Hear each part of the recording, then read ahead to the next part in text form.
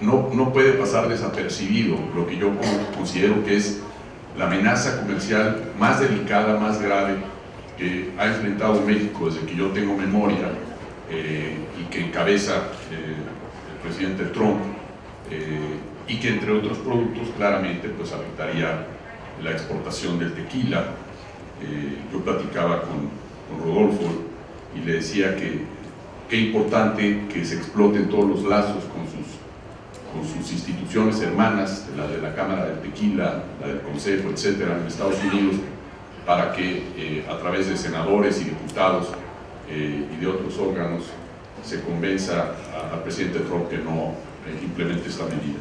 Pero bueno, arranco y el tema que me tocó dar el día de hoy son las ventajas del reconocimiento del tequila que se logró con la Unión Europea.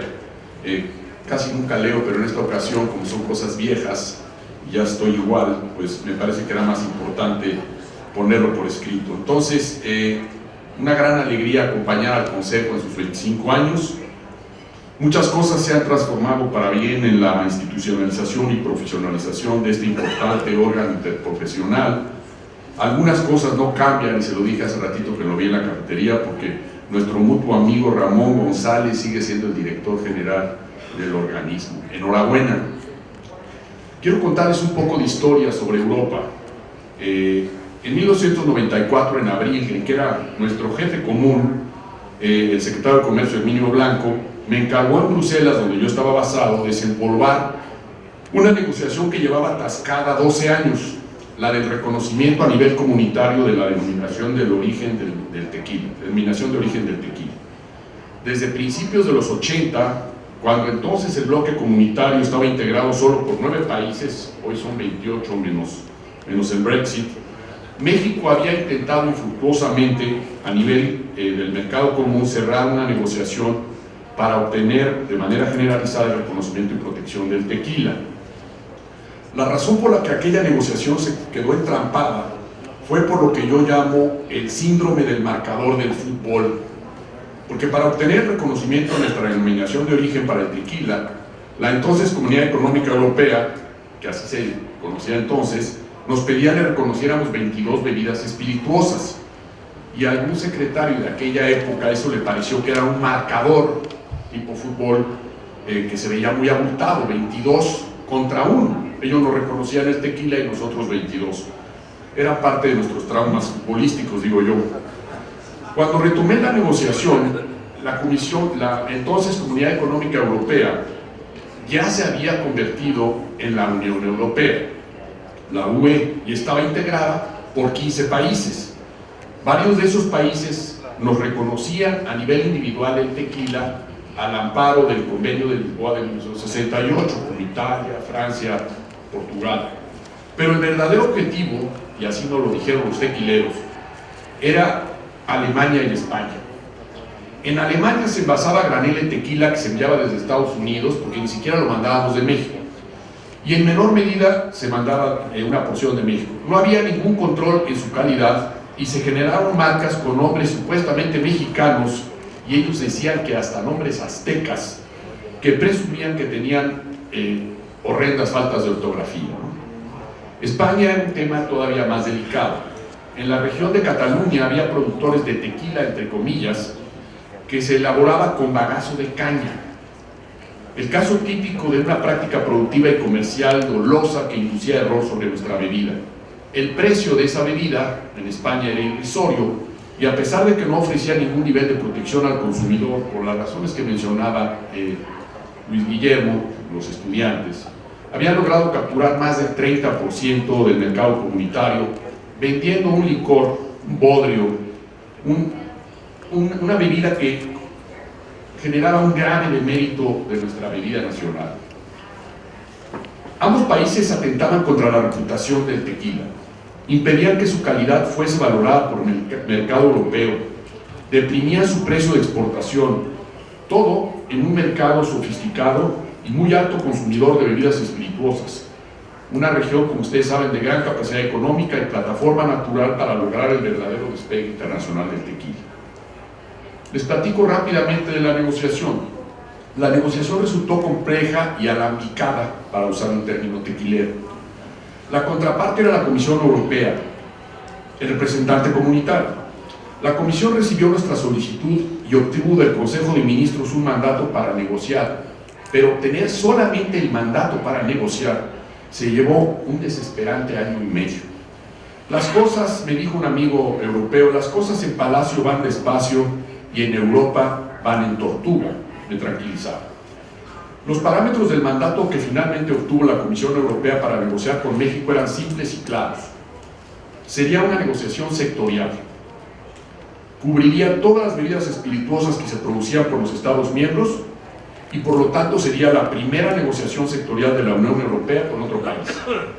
Quizá la parte más compleja de la negociación fue la de encontrar aliados, jugadores económicos de peso en el sector en España y en Alemania, para empezar, a fin de que pudieran empujar a que sus gobiernos apoyaran la terminación de prácticas de producción y prácticas desleales con el verdadero tequila, que era el de México, y todo eso era en aras de obtener una protección integral para todas sus bebidas espirituosas. La ayuda de empresas como Cuervo, aquí está mi amigo, el otro Ramón, y la entonces OMEC, con una presencia europea y una red de contactos importantes, y posteriormente la de otros productores europeos, acabó a la postre rindiendo frutos. Hubo un factor internacional que también favoreció esta negociación.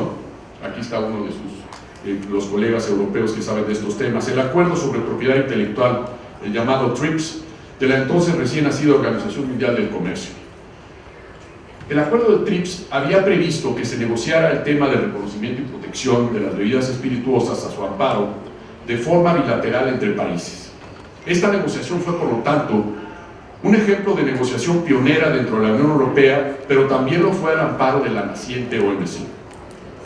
La firma del acuerdo, que fue la firma del acuerdo para la protección de la denominación del origen del tequila y del mezcal.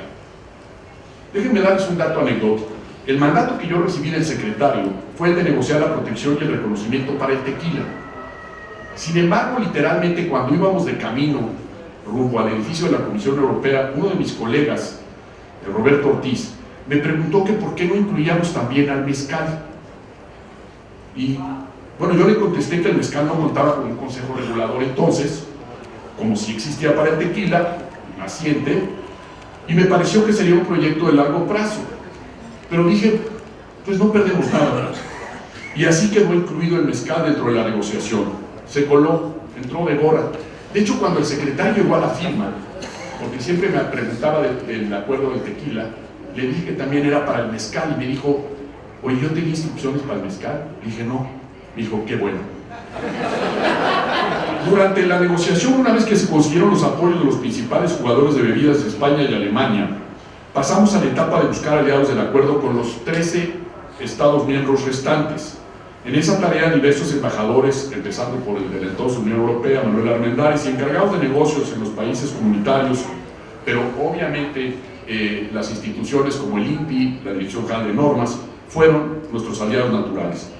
Tomaron su tarea en busca de aliados con mucho compromiso y convicción.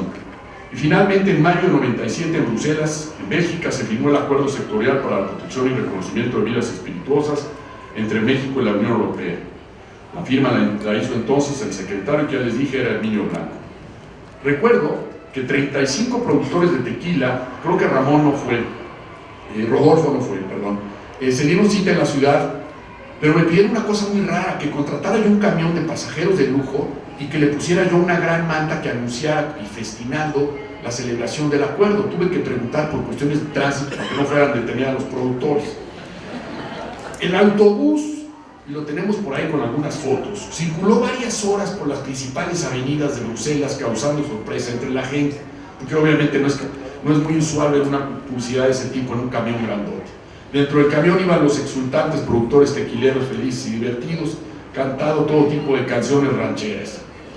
La ceremonia de firma fue en la sede de la Comisión Europea el mediodía del 27 de mayo de 1997, y en la noche participé en una de las cenas más divertidas, ruidosas y elegantes de que yo tenga memoria.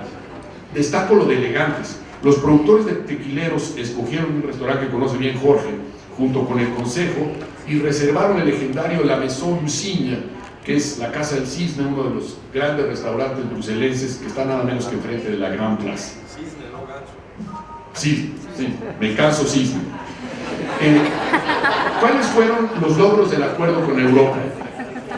Fue un acuerdo, como les dije, pionero a nivel internacional en materia de bebidas espirituosas. Abrió brecha para que otros países después, como Chile y Perú, Turquía incluso, siguieran nuestra huella.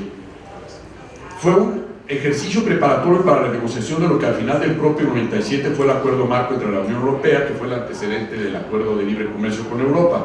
Ahí aprendimos nosotros qué tan difícil era negociar con este grupo de países. Ese acuerdo se firmó 2 años después. El plazo de transición para que Alemania y España abandonaran sus prácticas comerciales desleales contra el tequila fue extraordinariamente breve bajo cualquier parámetro internacional.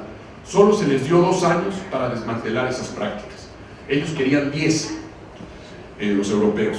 Fue un acuerdo sectorial porque quedaron cubiertas todas las bebidas espirituosas de la entonces Europa de los 15 estados, que hoy son 27. México, por fin, digo yo, superó el síndrome del marcador de fútbol. Le reconocimos y protegimos a los europeos entonces 182 bebidas espirituosas frente a 2 bebidas nacionales, el tequila y el mezcal.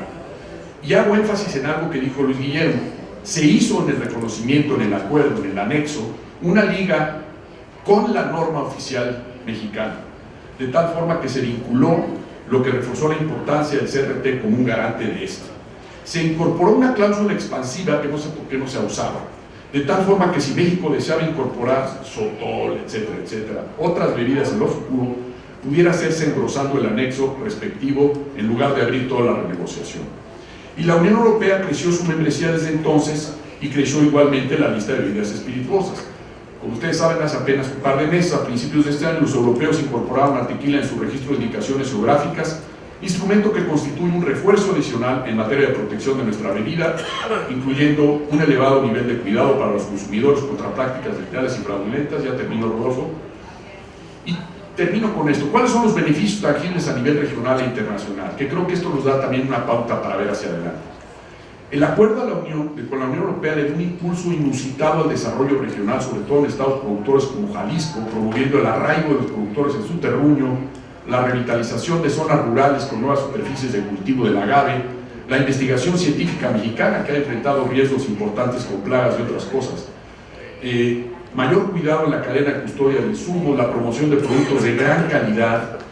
Ahí difiere un poco el Luis Guillermo. Yo creo que hoy el tequila en muchos países, incluyendo, es una bebida que ya se reconoce como una bebida high-end, de élite. La creación de nuevas marcas, la valorización del patrimonio agrícola y la favorización de la biodiversidad. El acuerdo fue un verdadero trampolín para impulsar la internacionalización definitiva del tequila en los mercados internacionales, empezando por la profundización de su presencia en el mercado europeo. El acuerdo tuvo repercusiones internas en el mercado mexicano, porque así somos los mexicanos, como cuña de reputación entre los consumidores nacionales en un entorno de demanda creciente por productos de calidad.